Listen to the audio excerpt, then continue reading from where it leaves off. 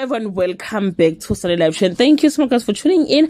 I'm here to update you of what's going to happen on Umkhokha this week, guys.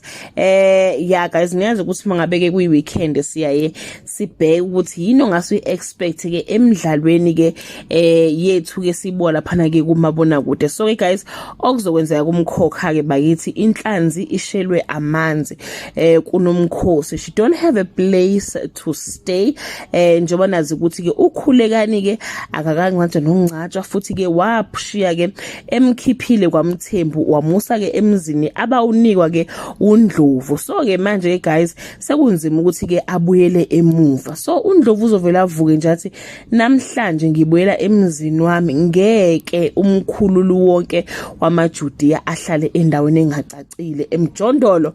Never wathutha umndeni wakhe wahamba kaNomkhosi wathi nje nginika only 2 days ukuthi ungiphumele emzini wami.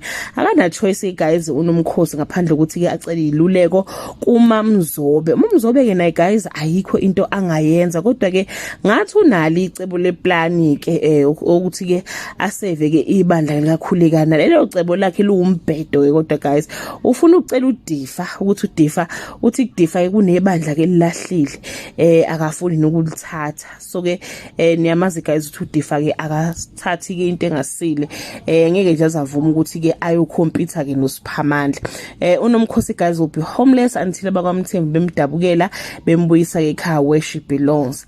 Hayi bakithi hayi inyoni bathi beyindezela phezulu amanzi iwaphuza phansi. Iyona into ebhekene noMkhosi ke manje ukuthi ke uNdlovu usemkhomisa amatrukhala zakhe. uMamzobe nangiyazi amsize ngalutho usenefamily yakwaMthembu le akade ke eyithuka ehlangene ke noNdlovu.